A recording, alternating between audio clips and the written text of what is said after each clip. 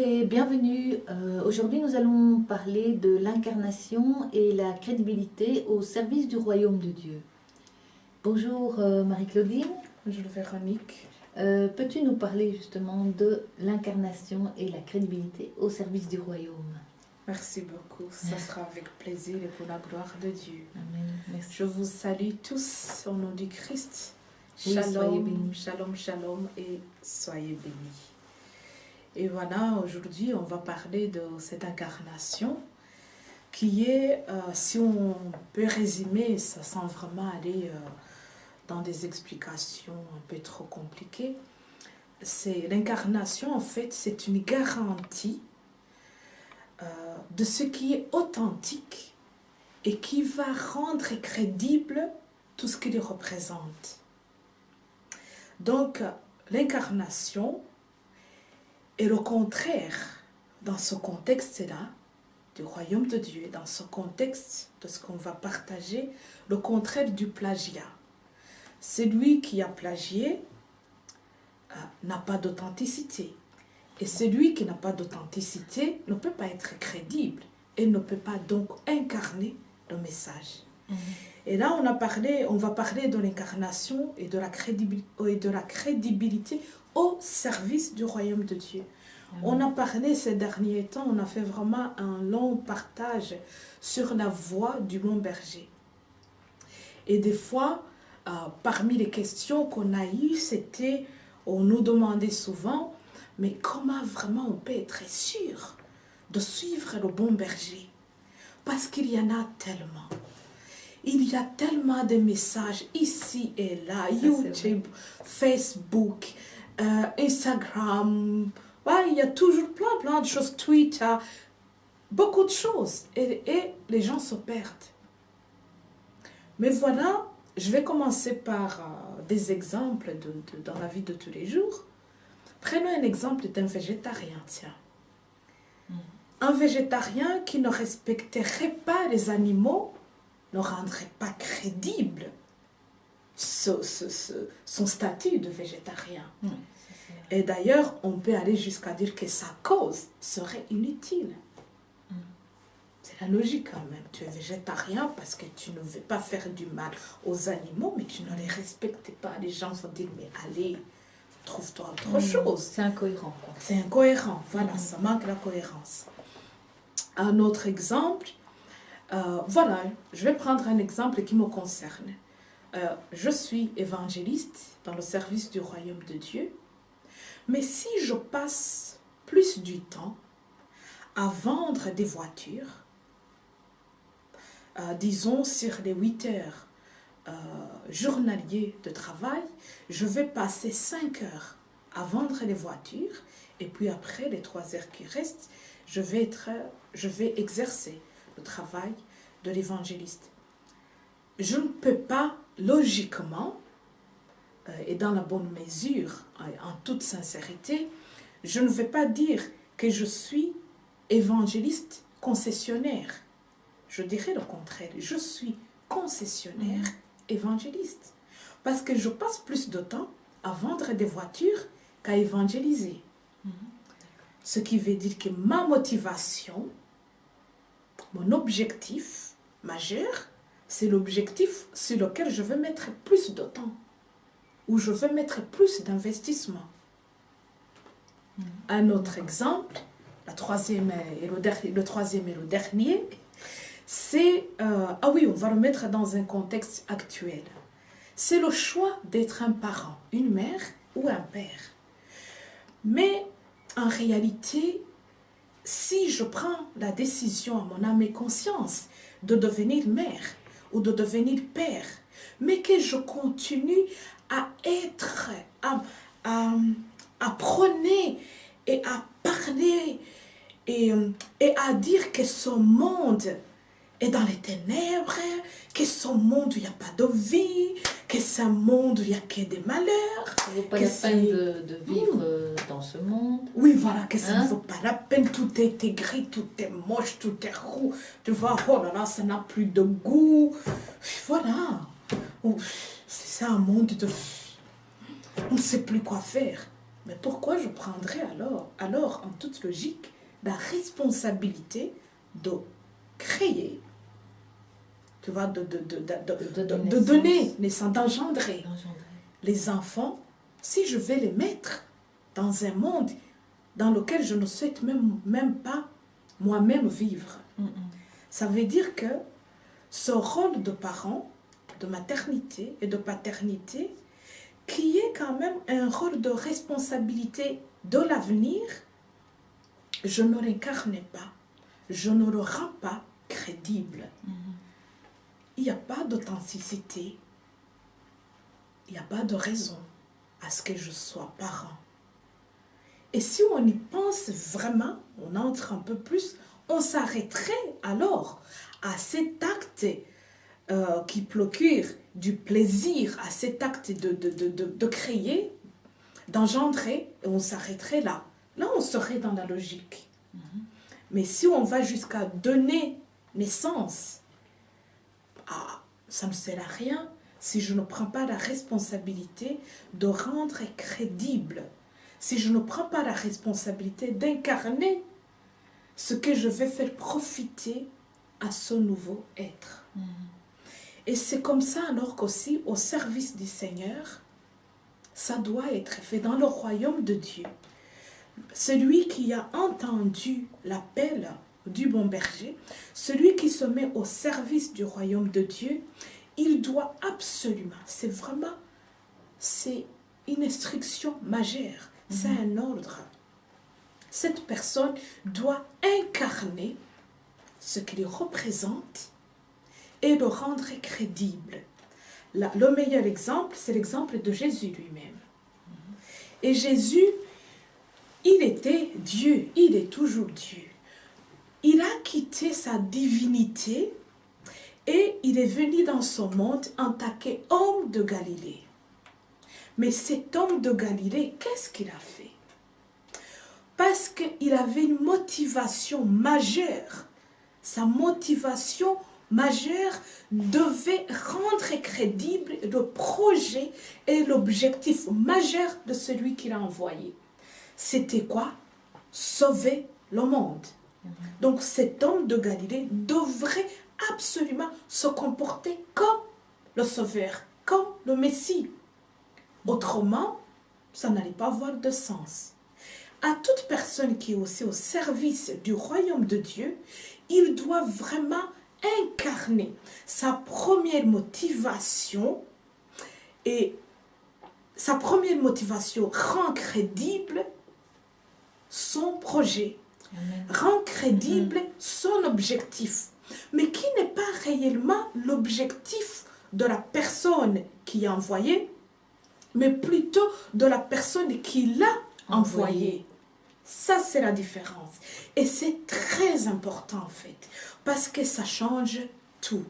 En répondant alors à certaines questions qui nous ont été posées ou qui m'ont été directement posées, nous allons lire ce qui est écrit en Luc 12, du verset 54 au verset 57. Je lis au nom de Jésus. Il dit encore aux foules, quand vous voyez un nuage se lever à l'Occident, vous dites aussitôt, la pluie vient. Et il arrive ainsi. Et quand vous voyez souffler le vent du midi, vous dites, il fera chaud. Et cela arrive. Hypocrite, vous savez discerner l'aspect de la terre et du ciel, comment ne discernez-vous pas ce temps-ci? Et pourquoi ne discernez-vous pas de vous-même ce qui est juste? Parole du Seigneur. Amen. Et ici, Jésus invite au discernement. Et là, il a utilisé ce sujet qui concerne l'activité principale de l'homme, qui est l'agriculture, mine de rien. Et d'ailleurs, en ces temps-là, à ce moment-là, c'était ça en fait. Même l'homme est toujours, c'est le cas en fait. On ne le remarque pas, mais ça reste toujours l'activité principale quand même. Ici aussi, actuellement. Et alors, ce gagne-pain, il a utilisé ce gagne-pain du fermier pour expliquer comment il réagissait. Ça veut dire que le fermier, il regardait les temps pour se dire, alors, allez, là c'est le moment de sortir et de s'aimer. Là c'est le moment de récolter. Là c'est le moment de faire ceci et cela. Et du coup, il avait besoin, donc le fermier a toujours eu besoin, comme toujours, d'une mesure de soleil, une mesure de pluie. Pas trop, ni trop peu, juste ce qu'il faut. Mais pour reconnaître toutes ces choses-là, il a acquis l'art, le fermier, parce que c'est son gagne-pain, il a acquis l'art d'interpréter les signes naturels qui annonçaient le bon temps. Donc, parce que c'était sa motivation, c'est le gagne-pain, c'est l'agriculture. Et nous aussi, qui sommes au service du Seigneur, et nous aussi qui avons accepté le Seigneur dans notre vie, si notre motivation est de faire la volonté de celui en qui nous avons confié notre vie, de celui à qui nous avons répondu « Me voici », nous devons logiquement savoir lire, interpréter ce qui anime notre motivation, notre gagne-pain. Si notre gagne-pain est de faire la volonté de Dieu, si notre gagne-pain est d'être au service du Seigneur, logiquement, on devrait savoir lire ces temps-là. Et du coup, Jésus a annoncé un événement sans pareil qui concernait toute la terre, mais il voulait vraiment nous amener vers la venue du royaume de Dieu.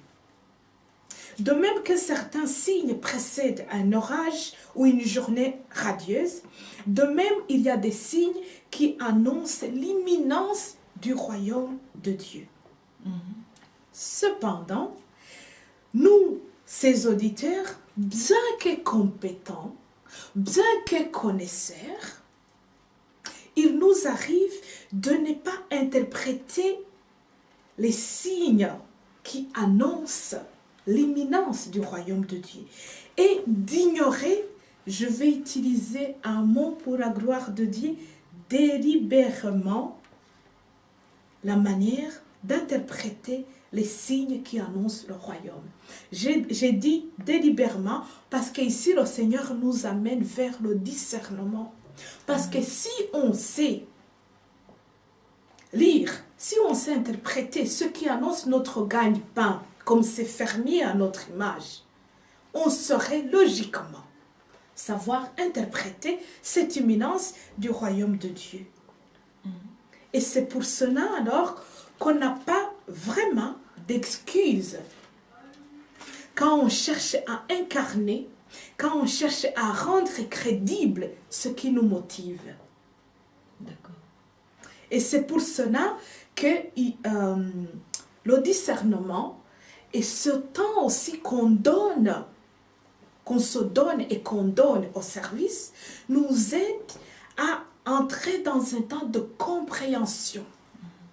Parce que la compréhension nous dégage de tout autre bruit, de toute autre confusion, de toute autre nouvelle qui viendrait d'ailleurs. Et nous arrivons à entendre et à bien lire, à bien interpréter et à bien comprendre. Pourquoi l'incarnation va rendre crédible ce que nous faisons. Beaucoup de personnes ces derniers temps sont vraiment touchées par le comportement de certains serviteurs de Dieu. Que ce soit les évangélistes, que ce soit les pasteurs, les prêtres, les apôtres et les docteurs de cette parole du Seigneur, ils sont là, ce qu'ils disent est crédible, ce que nous donnons est crédible par la source, parce que c'est la parole de Dieu. Mais nous n'arrivons pas à l'incarner. Donc ce que tu me donnes, si je ne l'incarne pas, je ne vais pas rendre réellement crédible ce que tu m'as dit. je serai en tort, non seulement je serai en désobéissance et je vais aller en encontre de ce que toi tu as prévu, de ton objectif, et je me perdrai et je perdrai toutes les personnes qui vont me suivre. Ça n'a pas de valeur, quoi. Ça n'a plus de valeur, ça devient du plagiat. Au lieu d'être un bon mercenaire, on devient un brigand. Parce qu'on n'a pas incarné on n'a pas incarné le service, on n'a pas incarné l'objectif, on n'a pas vécu selon notre motivation et du coup, la crédibilité a été perdue. Oui, oui. Et ça, c'est vraiment quelque chose de très important à connaître et à savoir. Il faut vraiment vivre la parole, quoi. Il faut vivre la parole. La vivre, la partager, la communiquer, qu'on voit par les fruits qu'on porte que on vit cette parole, quoi. Exactement, exactement. Parce qu'il y a beaucoup de chrétiens qui sont prêts pour le retour du Seigneur. Parce qu'ils sont dans la sincérité, en fait. Ils sont dans la sincérité, ils ne sont pas hypocrites. Mais des fois, ils sont découragés par les témoignages de ceux qui n'arrivent pas à rendre crédible la parole qu'ils utilisent. Ils sont découragés par ceux qui n'incarnent pas la parole. Et ça, c'est vraiment, je vais dire, c'est vraiment un péché. C'est une sorte d'inactivité et de paresse. Mais de paresse délibérément choisie. Parce que quand on est au service du royaume de Dieu, on connaît sa motivation et le fait que la motivation rend crédible le projet initial et l'objectif majeur, logiquement, on devrait être motivé, continuer à être motivé à incarner. Mais ce n'est pas le cas. Et ça, vraiment, c'est très important à vivre cette vie d'incarnation à l'image de Jésus, de cet homme de Galilée qui était Dieu, qui est devenu homme en chair et en os, mais qui a continué à incarner pour rendre crédible la parole de son Père, de celui qu'il avait envoyé.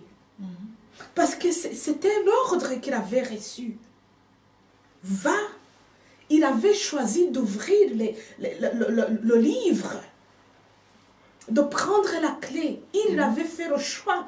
Donc si tu as fait le choix de répondre, me voici Seigneur, si tu as fait le choix d'être au service, tu dois absolument, je souligne le mot, absolument incarner ce que tu as accepté de faire pour rendre crédible le projet de celui qui t'a envoyé. Autrement,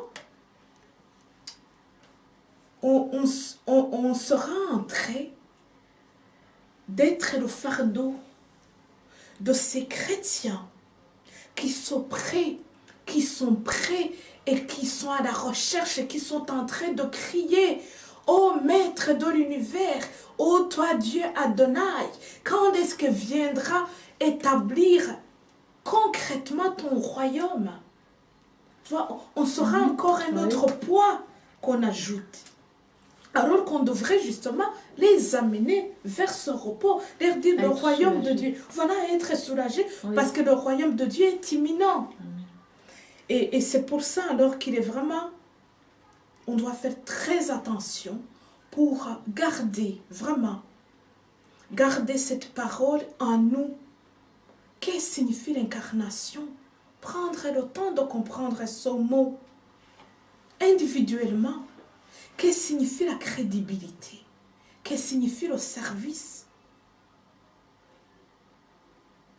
Et voilà, on peut aussi voir qu'une fois conscient, une fois acquis la compréhension de ces mots, mais d'une façon vraiment spirituelle, nous allons avoir des récompenses je dirais même, est-ce que j'appelais vraiment ça des récompenses, nous allons produire, voilà, des fruits de cette incarnation ici même, sur la terre et actuellement. Ce n'est plus les choses à venir, mais c'est plutôt les choses que nous allons vivre. Amen. Parce qu'on est vraiment en symbiose, on est en accord, on est en harmonie parfaite, ou presque parfaite, étant humain, avec l'objectif majeur du royaume de Dieu. Mais on pourrait peut-être à ce moment-là aussi dire que si donc cette parole, si elle n'est pas incarnée dans nos corps, donc si cette parole n'est pas vivante à travers nous, eh bien à ce moment-là, on arrive à vivre la parole comme étant une science théorique. Tu as tout compris. Qu'on met dans une bibliothèque ça. Et voilà. Un très bon résumé. Oui. Exactement ça. Et ça serait en vain. Ça serait comme ce végétarien qui prône le végétarisme, mais qui, à côté de ça, va tous les mercredis manger au McDo ou ailleurs, pour ne pas citer que McDo. Oui, c'est vrai. Ou qui va même dans le non-respect des animaux, hein, qui ne va pas respecter dans l'agglomération la conduite.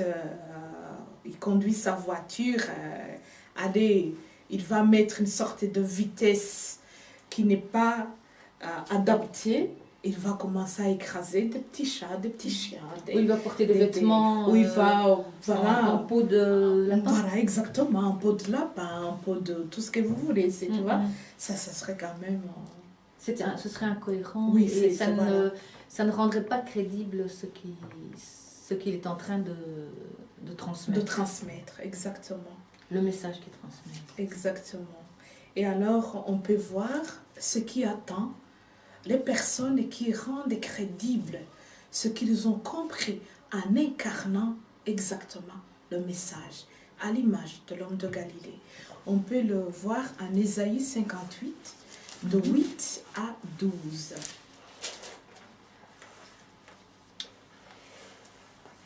Je vais lire. Donc, Ésaïe 58, oui, verset 8 à 12. D'accord. Alors, ta lumière poindra comme l'aurore, et ta guérison germera promptement.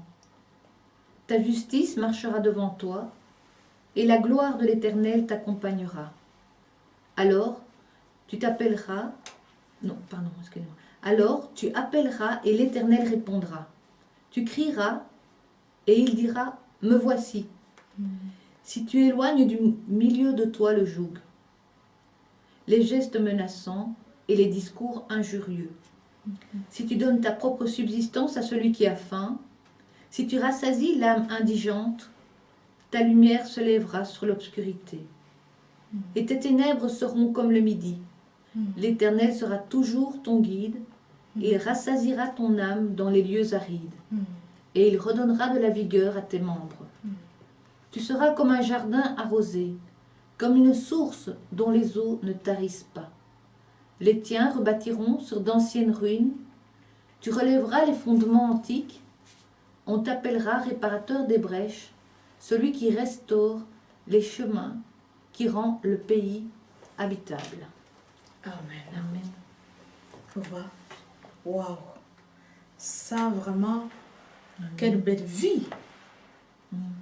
Quand on est bien ancré dans son service, quelle belle vie quand on est crédible, quand on est cohérent avec ce qu'on fait.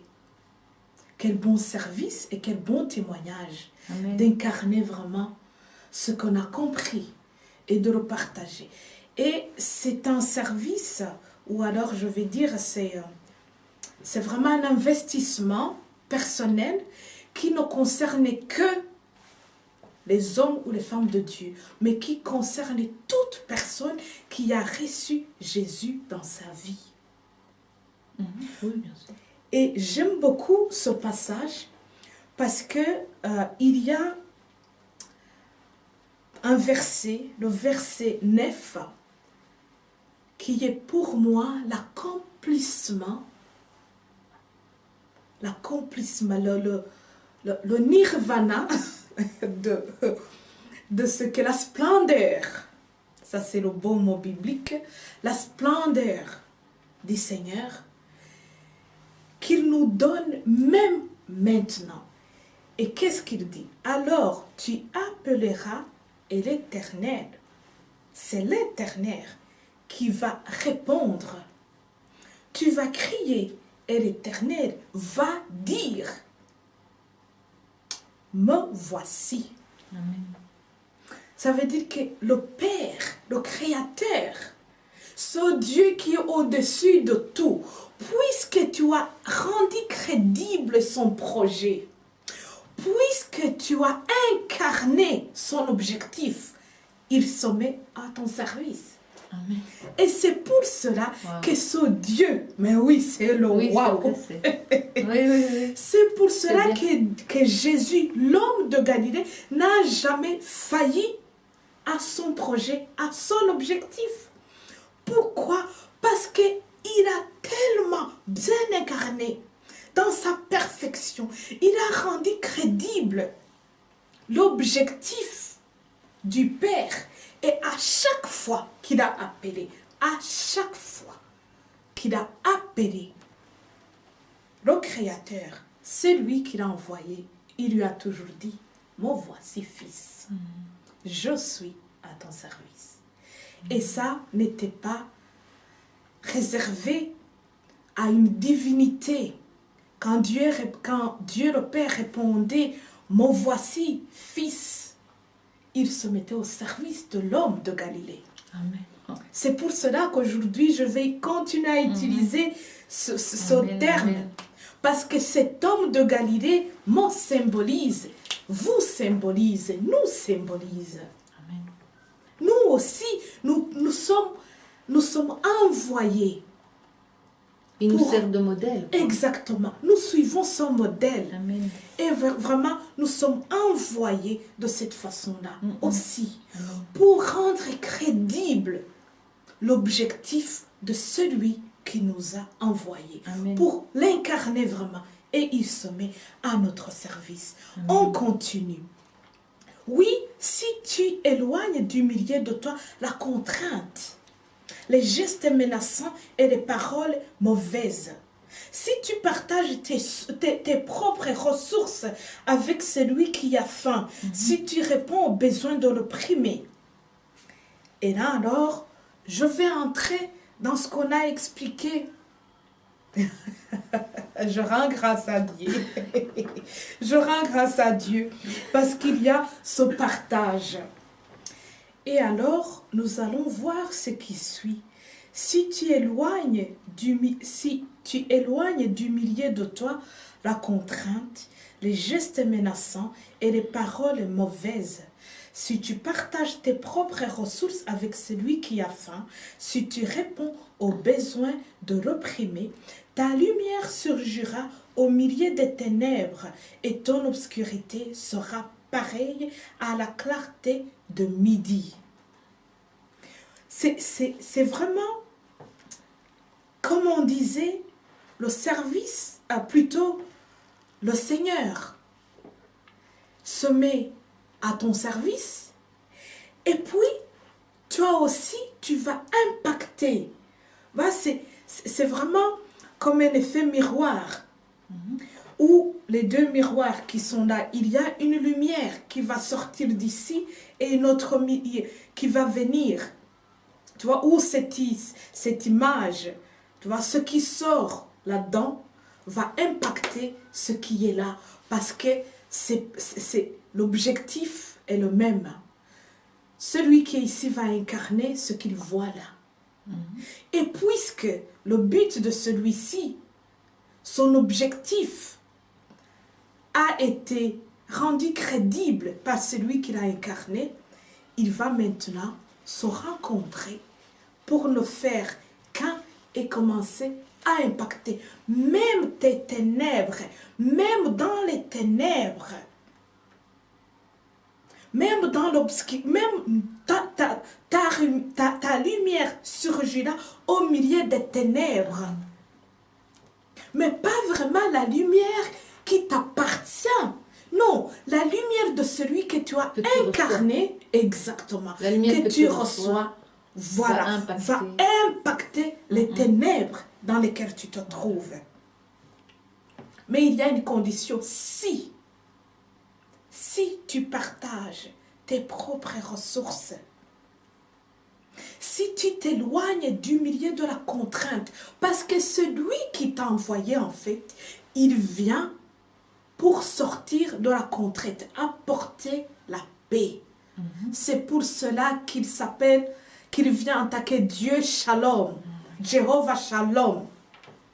So Jéhovah Shalom, so Dieu qui est paix, so Jésus qui a apporté la paix, qui incarne la paix, qui a rendu crédible l'état paisible de celui qu'il a envoyé. Il va venir t'impacter aussi. Qui te sort de la servitude. Exactement, il va venir t'impacter aussi. Et c'est comme ça qu'on va rendre crédible la parole du Seigneur. Et puis, il y a le partage. Là, je suis en train de parler, si vous avez bien suivi, le service. Le service et le serviteur en même temps. Le serviteur, celui qui est envoyé son message, est pour tout le monde, comme j'ai dit. Là, maintenant, nous sommes tous appelés brebis. Nous sommes tous dans cet état de brebis. Ça veut dire qu'il y a un partage. Ça ne veut pas dire que moi, qui suis au service du Seigneur d'une façon plus active, si vous voulez, j'ai le droit à 65% de la part de Dieu et que les autres ont droit à 35%. Non, hein? C'est partager, le partage. Je ne vais pas donner ma dîme pour que ceux qui disent qu'ils sont au service du Seigneur vont en bénéficier plus que ceux qui donnent. Ici, c'est le partage. Ici, c'est le partage.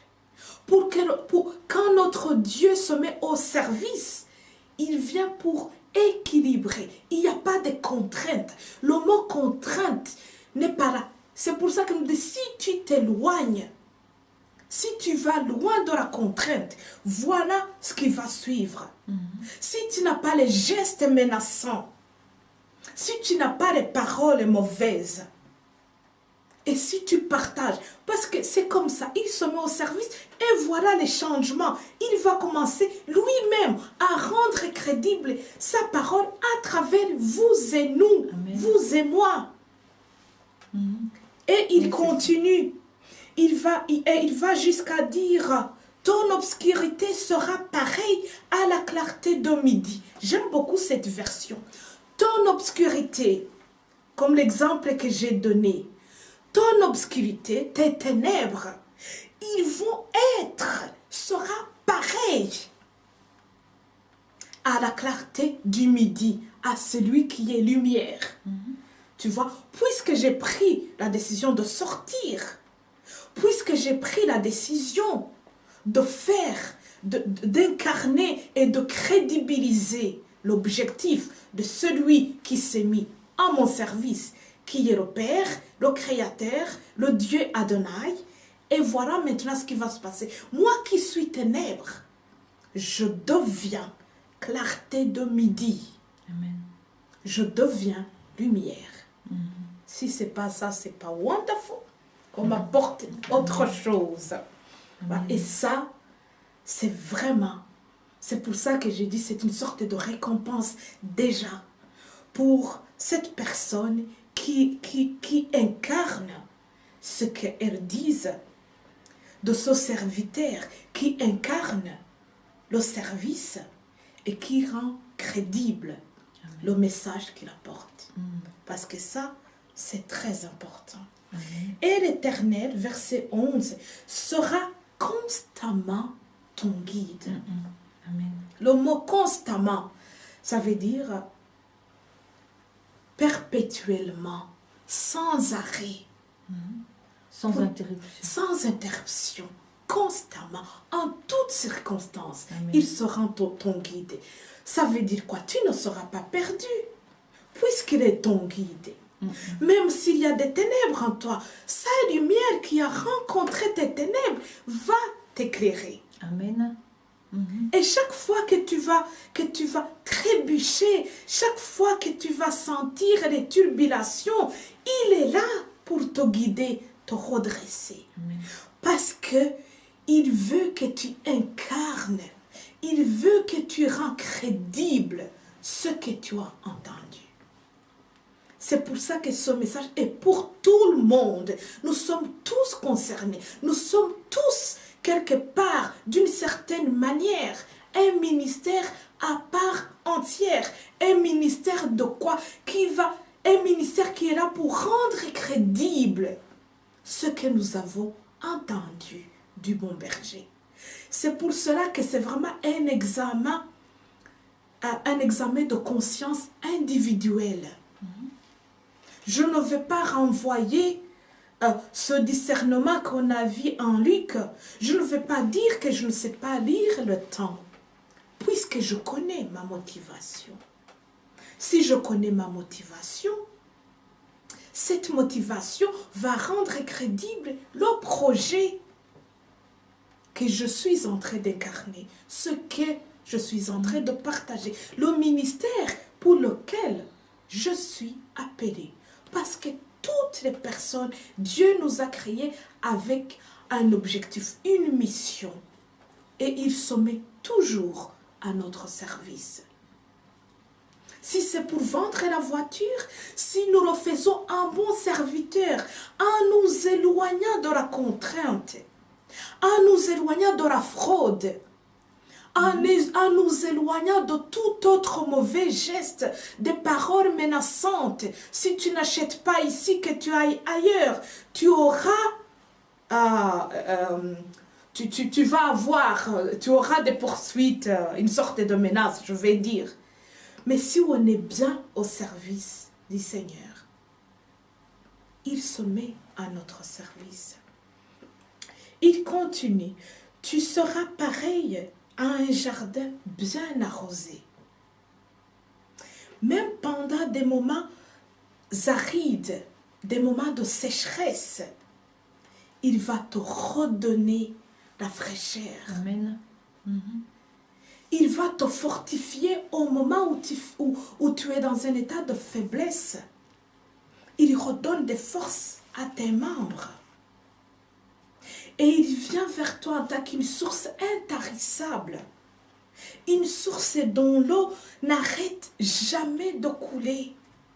Il t'arrose. Tu n'auras jamais soif. Puisque tu as accepté d'incarner ce que tu as entendu en le rendant crédible par ce qui te motive, parce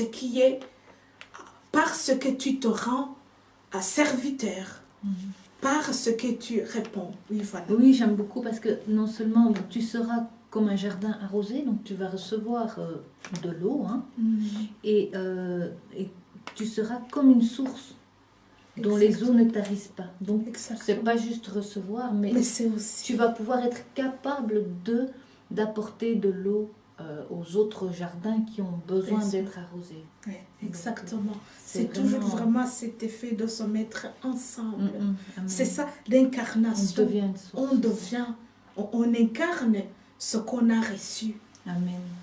Et exactement comme tu viens de le dire, grâce à toi, qui est devenu source, toi qui as reçu et qui est devenu, toi qui as reçu et qui as incarné, voilà maintenant ce qui va se passer. Verset 12. Grâce à toi, on reconstruira sur des anciennes ruines. Tu relèveras des fondations de plusieurs villes et de plusieurs générations.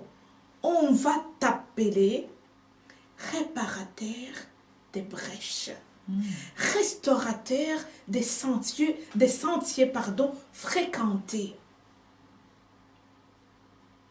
Tu vois, on va te donner réparateur des brèches. Magnifique. Celui qui incarne, il devient. L'incarnation ne s'arrête pas là, mais on devient. Puisque tu as reçu de celui qui guérit, Jéhovah Rapha, tu vas imposer la main. Amen. La personne va guérir, puisque tu incarnes la guérison. Amen. Tu vas bénir. Et à l'image de ce Dieu qui pourvoit, ça se fera.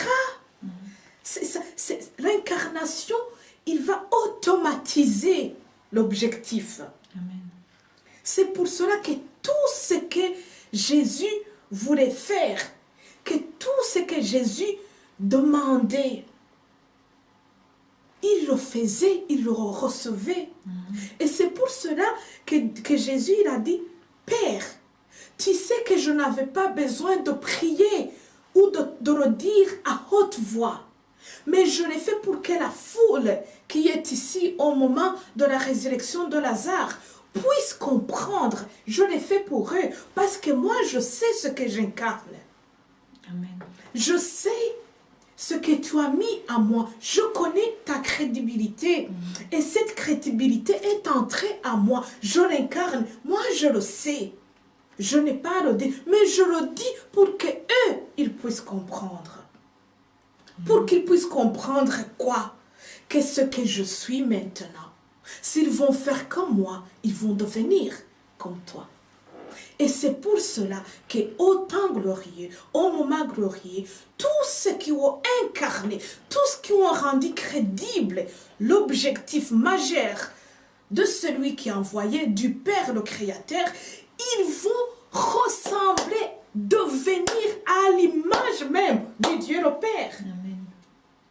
Nous allons être dans la splendeur d'une façon parfaite de celui qui nous a créés.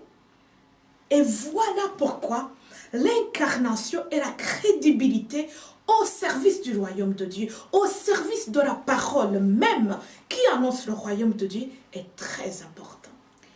J'ai envie de dire quelque chose qui vient comme ça, c'est que en fait, tout d'un coup, Dieu prend de la valeur pour moi, et parce qu'il prend de la valeur, moi en même temps, je prends de la valeur. Exactement. Je prends conscience de cette valeur, mais qui n'est pas une valeur en soi, mais qui est une valeur par celui à qui je reconnais la valeur. Amen. Donc voilà, je ne sais pas si ça peut amener un autre angle de compréhension, mais vraiment, et c'est pour ça que avant je ne comprenais pas pourquoi on disait se rapprocher de Dieu, c'est aussi se retrouver soi-même et pouvoir trouver une certaine, un certain respect de soi. Hein. Aime ton prochain comme toi-même. Je me disais oui, mais je sentais bien que je ne m'aimais pas moi-même. J'aimais bien mon prochain, mais pas moi-même. Donc finalement, il y avait un déséquilibre. Et le fait de trouver qu'il y ait eu cette rencontre de l'amour de Dieu pour moi et de l'amour que moi j'avais pour Dieu, eh bien, ça a permis de me réconcilier avec moi-même et de pouvoir aller vers les autres dans cette réconciliation, quoi. Amen. Parce qu'en fait, ce que tu viens de dire, c'est une sorte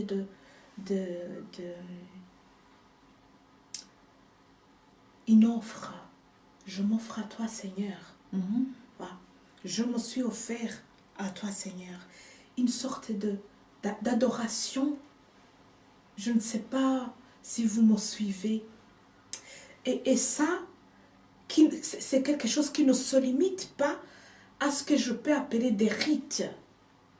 Non, tu vois, ça c'est au-delà du rite. C'est exactement, c'est au-delà des rites de la société, des rites, des religions.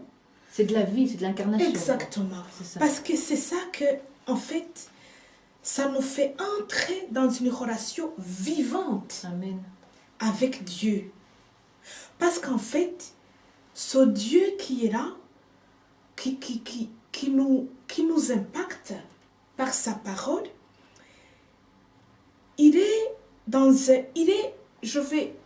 vais dire comme ça, il n'est pas intéressé par nos attitudes pièges.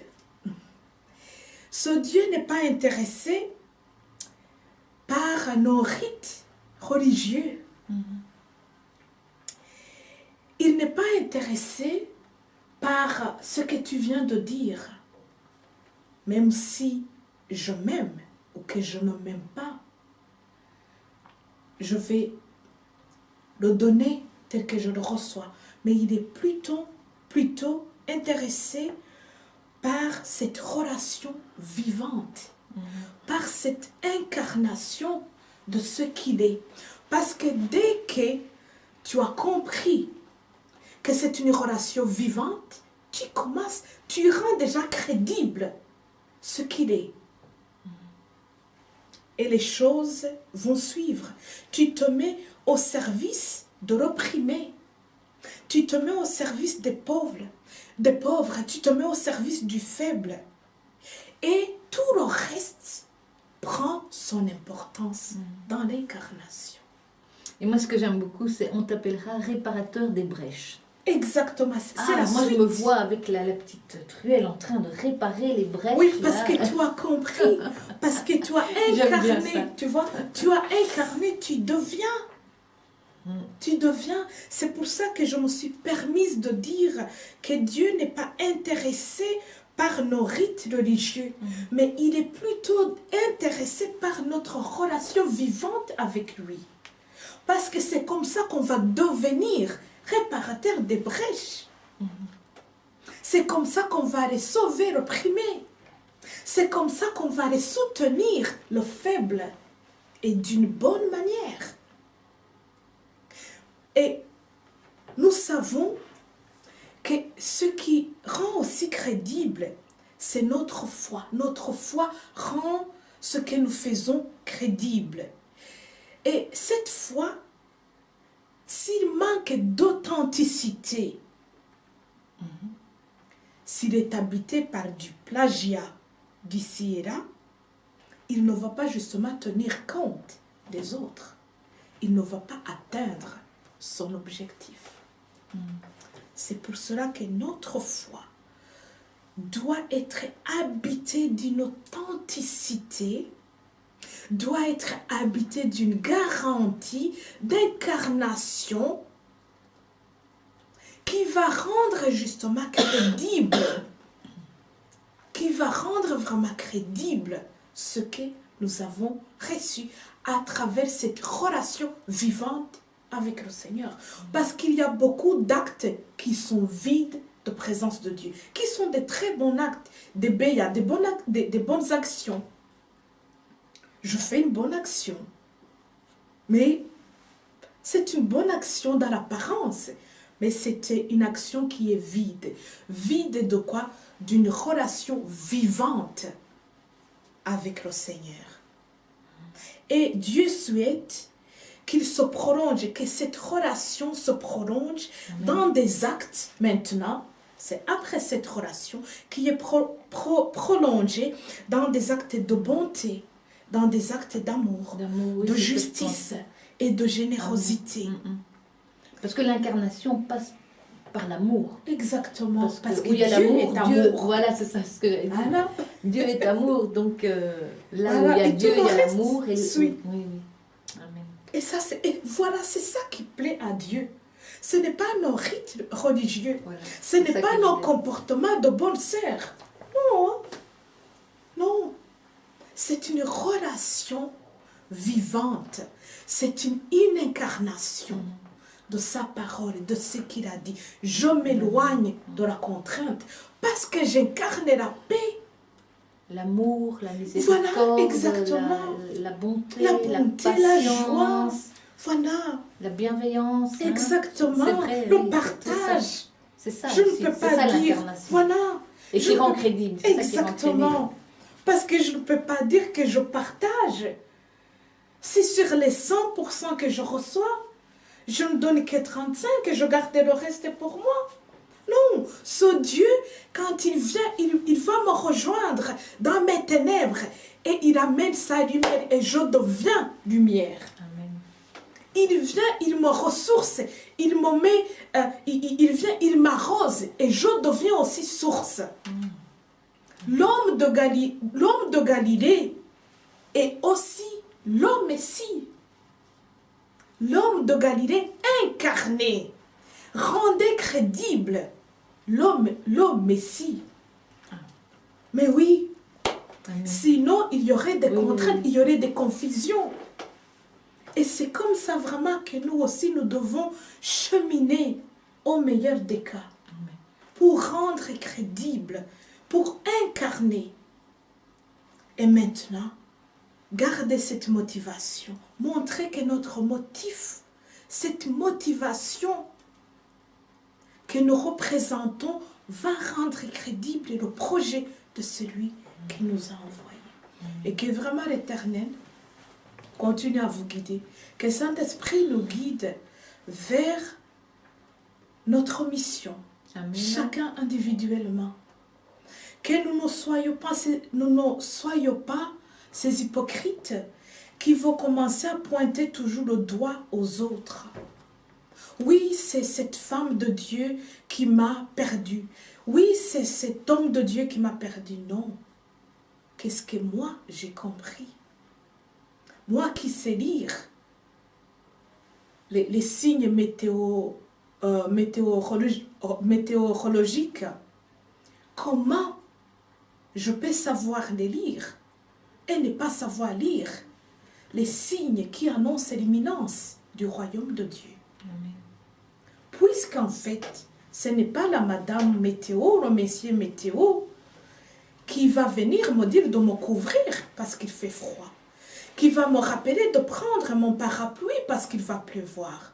Et pourtant, je vais être consciencieusement me couvrir, consciencieusement prendre mon parapluie, consciencieusement mettre mes bottes qui gardent la chaleur, puisque je sais lire. Et si je sais faire ça, ma motivation, c'est de ne pas attraper la grippe, de ne pas attraper le froid.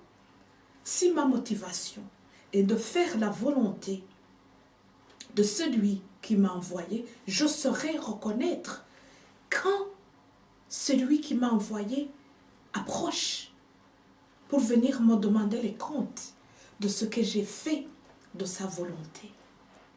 C'est là où on est vraiment appelé à prendre conscience d'une façon individuelle. C'est pour cela que ce partage, j'ai insisté sur le fait de le diriger vers nous personnellement, individuellement. Parce que ça nous fait entrer dans notre mission personnelle. Amen. Ça nous fait entrer Dans notre incarnation. exactement, dans notre incarnation personnelle qui est le ministère, qui est l'objectif de celui qui nous a créés et qui nous a mis sur cette terre. Et c'est une garantie de l'authenticité de ce qu'il est, lui, ce qui rend crédible ce que moi, je vais faire, ce que toi, tu vas faire, ce que vous allez faire. Et c'est comme ça qu'on va impacter autour de nous. Même ceux qui n'arrivent pas à changer, on va les changer de cette façon-là. Pour la gloire de Dieu, que Dieu vous bénisse et vous garde. Amen. Je propose qu'on termine ce partage par une prière Amen. pour que le Seigneur justement nous donne cette lumière qui vienne éclairer nos obscurités et nous permettre vraiment d'incarner ce qu'il souhaite que nous soyons, que nous puissions le servir et que nous puissions donc mettre en route notre propre ministère, chacun, pour lequel Dieu nous a envoyés ici sur terre, pour son royaume. Que nous puissions être des ambassadeurs de son royaume et vraiment que nous puissions être crédibles par rapport à ceux à qui nous nous adressons, ceux avec qui nous vivons, pour vraiment qu'ils aient envie aussi de vivre et de partager cette joie, cette foi, cette espérance. Amen. Seigneur, je voudrais d'abord, avant tout, te remercier parce que tu t'es fait chair. Amen. Et tu nous as montré le chemin. Seigneur. Seigneur, je veux aussi te dire merci parce que tu nous as fait semblables à toi. Et tu nous demandes, Seigneur Jésus, que nous puissions être ces envoyés, ces serviteurs qui sont là, Seigneur, prêts à apporter la véritable lumière, la lumière. Merci, Seigneur, de faire fructifier en nous les fruits de ton Esprit Saint qui travaille en chacun de nous.